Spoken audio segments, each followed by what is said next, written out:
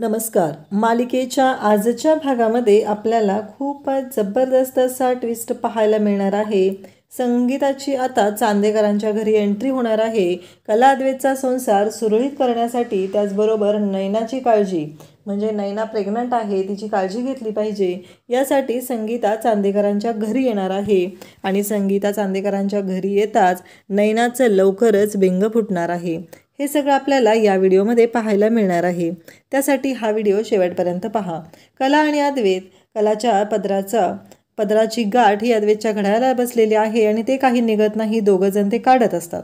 त्यावेळी कला आणि अद्वैत या दोघांचंही डोकं एकमेकांवर आपटत असतं आणि ते म्हणत असतात की काय चाललंय हे सगळं.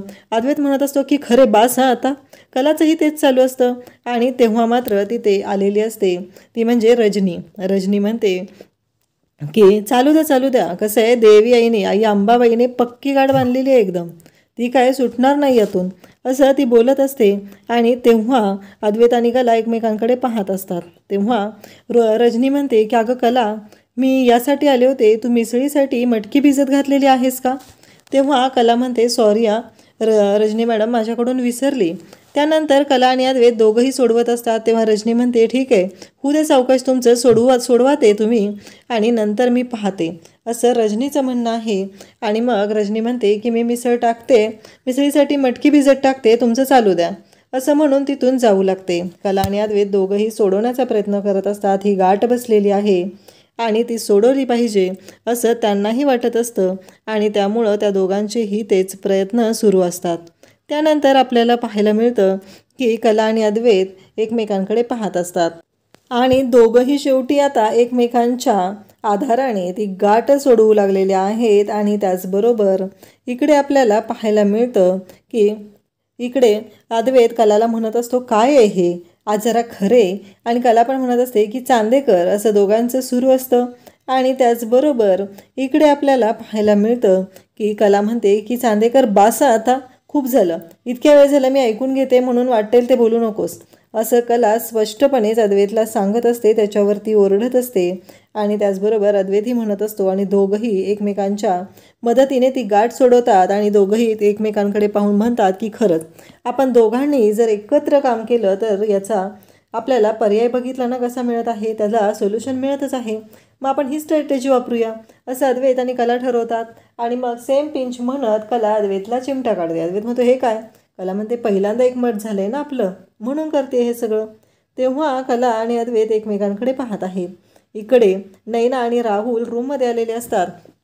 नैना म्हणत असते की आज तू माझी मदत केलेली आहेस, मला डॉक्टरांकडे नव्हतं जायचं, एवढी मी खुश आहे. पण राहुलच्या डोक्यात मात्र शंका असते, एवढे सगळेजण मागं लागले होते तरीही तू डॉक्टरांकडे जायला नकार का देत होती? नक्की काय झालेलं होतं?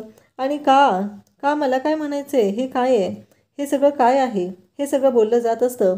तेव्हा नैना म्हणत असते जाऊ दे ना, हे घरातले ना जरा अति काळजी करतात रे माझी, मला ते नाही आवडत.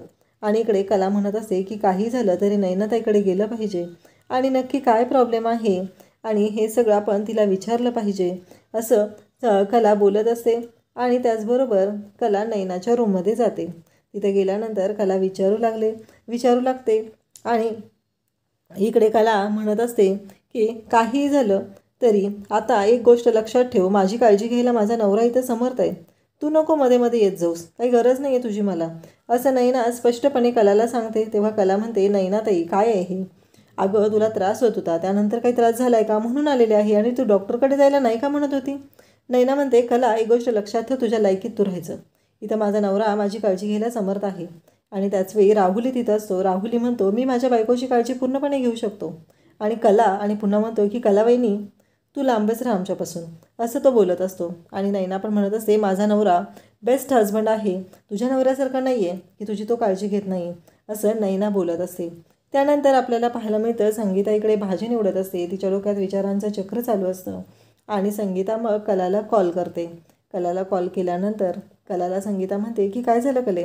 तेव्हा कला म्हणते की काय झालं आई, काही काम होतं का गं?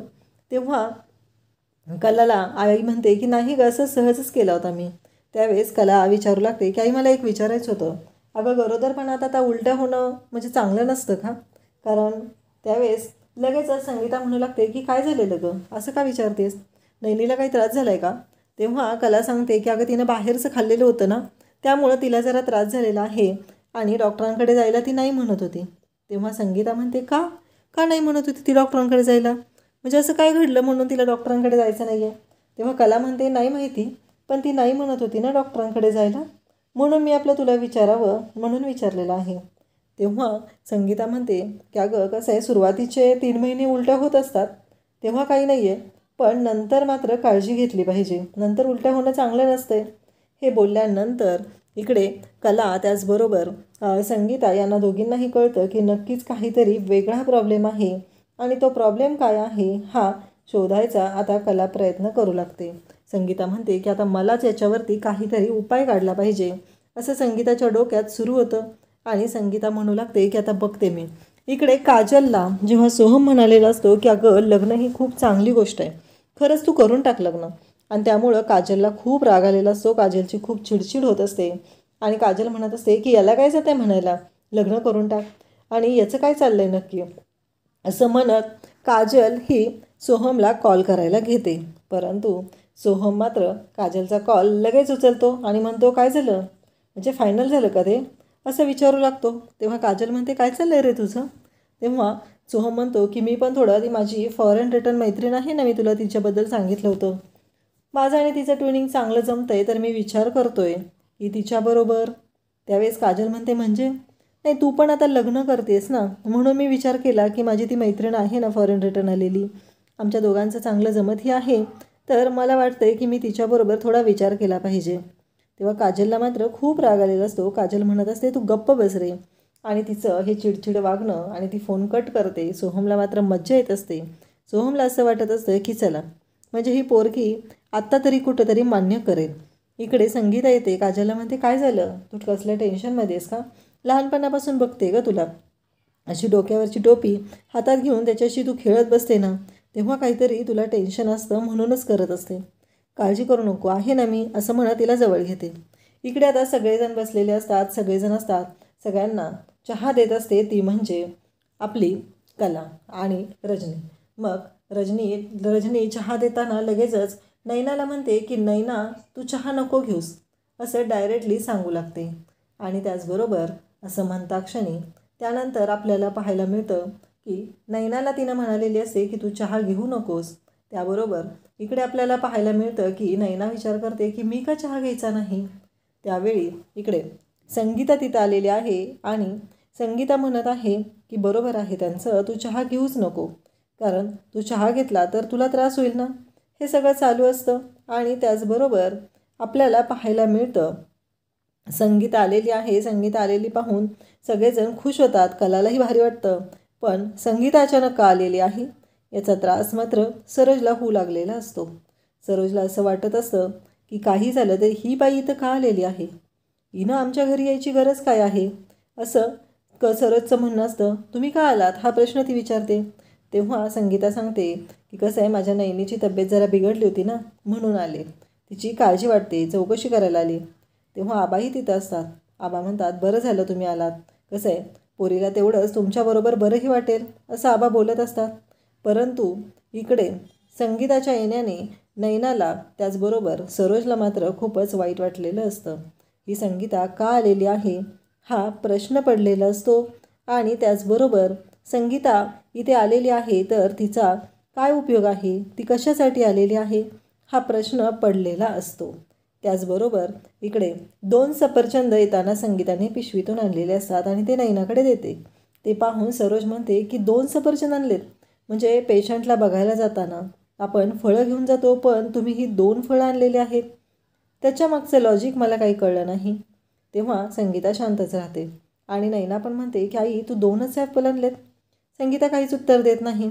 तेव्हा आबा म्हणतात की बरं झालं तुम्ही आलात, कसं आहे तुमच्या लेकीला गरज आहे ना, आणि त्यामुळं तुम्ही इथं आलेला आहात तर तिला बरं वाटेल, त्याचबरोबर तिलाही आनंद होईल, कारण तिची आई आता तिच्यासोबत असेल म्हणून तिच्याशी जरा मनमोकळेपणे गप्पा मारता येतील.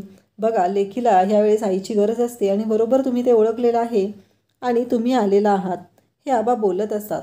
परंतु सगळ्यात जास्त राग आलेला असतो तो म्हणजे सरोजला काही ह्या गोष्टी पटत नसतात.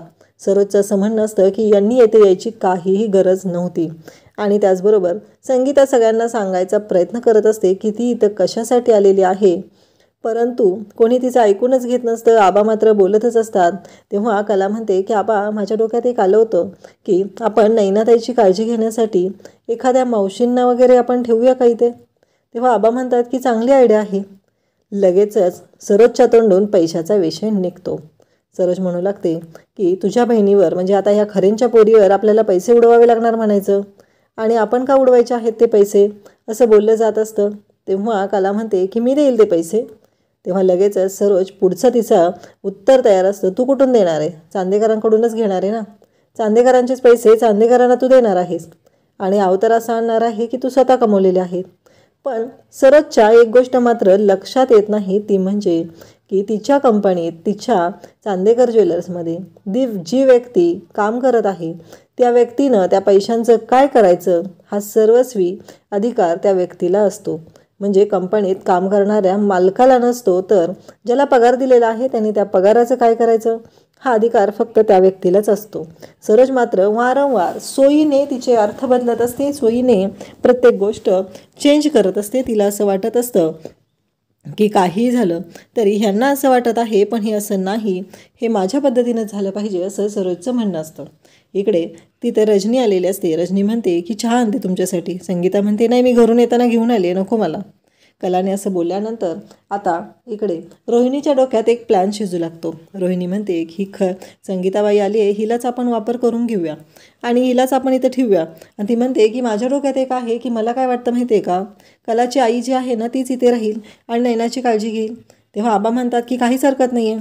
से इकडे रोहिणीच्या डोक्यात वेगळाच प्लॅन असतो. रोहिणीला असं वाटत असतं की काही झालं तरी आपल्याला आपला फायदा करून घ्यायचा आहे आणि आपल्याला हिचा अपमानही करता येईल, हे सगळं चालू असतं.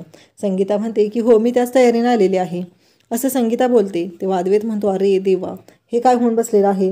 म्हणजे त्याला आठवतं कलाच्या बाबांनी सांगितलेलं असतं, माझ्या कलाला मी म्हणत नाही की डोक्यावर घेऊन नाचा, पण तिला पायदळी तरी तुडवू नका. ह्या गोष्टी अद्वैतला आठवू लागतात. नैनाला मात्र टेन्शन आलेलं असतं. आता मामा इथं आले म्हणजे माझं अवघड होणार आहे. ती कंटिन्यू माझ्यावर लक्ष ठेवून असणार आहे. मी कसं मॅनेज करणार आहे ह्या सगळ्या गोष्टी, असं नैनाच्या डोक्यात सुरू असतं. आबांनी सांगितलेलं आहे की संगीताताई इथं राहतील, त्यांची काहीच हरकत नाही. त्यांच्या मुलीबरोबर त्यांना राहता येणार आहे. त्यामुळं आबांनाही काही हरकत नाही आहे. आबाही तयार झालेले आहेत. हे सगळं चालू असतं. आणि त्याचबरोबर संगीता म्हणते की मी आणि सगळ्यांना असं वाटतं की कपडे. त्यावेळेस रजनी म्हणते की अहो राहू द्या, सोहम जाऊन घेऊन येईल तुमचं काय आणायचं आहे ते. तेव्हा संगीता म्हणते अहो मी तयारीनंच आलेली होती, माझ्या नैनीची काळजी घेता येईल आणि माझ्या कलाचा आणि अद्वैतरावांचा संसारही कसा चालू आहे ते मला पाहता येईल, म्हणूनच मी आलेली होती. आणि आता तुम्ही सगळेजण मला राहा म्हणताय तर मी इथं राहायला तयार आहे. परंतु संगीता जी आलेली आहे ती आता फुल प्लॅनिंगने आलेली आहे. अद्वैत, त्याचबरोबर कला आणि सरोज या सगळ्यांची तर वाट लागणारच आहे. त्याचबरोबर आपल्याला पाहायला मिळतं की संगीता आता राहणार आहे. मग संगीता कुठं राहणार हा प्रश्न पडलेला असतो. उद्याच्या भागात आपल्याला पाहायला मिळणार आहे की रोहिणी म्हणते की मिसेस खरे किचनमध्ये राहतील. असंही त्यांना सवय आहे अशा छोट्या जागेत राहायची, त्या राहतील किचनमध्ये.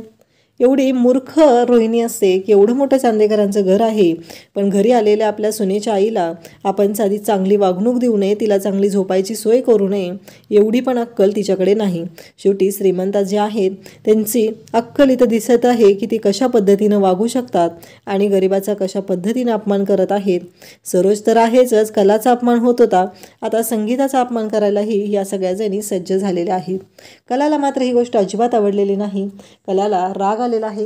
कला आणि अद्वैत रूममध्ये आलेले आहेत आणि अद्वैत कलाच्या अंथरुणावरती पाय ठेवत असतो. तेव्हा कला खूप चिडलेली असते. कला म्हणत असते चांदेकर. तेव्हा अद्वैत म्हणतो की आता सांगू का तुझ्या आईला मी, कसं आहे तुझी आई माझंच सगळं ऐकणार आहे, हे तर तुला माहितीच आहे. मग बोलवू का मी त्यांना आणि सांगू का तुमची मुलगी कशा पद्धतीनं माझ्याशी वागत आहे ते. कला म्हणते चांदेकर बाद झाला, आता प्रत्येक वेळेस मी ऐकून घेते म्हणून असं चालणार नाही असं कला बोलत असते आणि अद्वैतला गप्प करत असते. पण कलालाही माहिती असतं की तिचीच वाट लागणार आहे, कारण चांदेकर म्हणजेच कलाची आई अद्वैतबरोबर कशा पद्धतीने असते आणि कलाची आई फक्त अद्वैतचीच बाजू घेते, हेही चांगलंच तिला माहिती आहे. आणि त्याचबरोबर आता कला आणि अद्वैत यांचा संसार कसा होणार आहे हे तर संगीता पाहणार आहेच. त्यांच्या संसाराला काही प्रॉब्लेम असेल, त्यांच्या संसारामध्ये काही विघ्न येत असतील, तरीही इथे संगीता मदतीला आलेली आहे. अशाच अपडेटसाठी चॅनलला सबस्क्राईब करा. थँक्यू.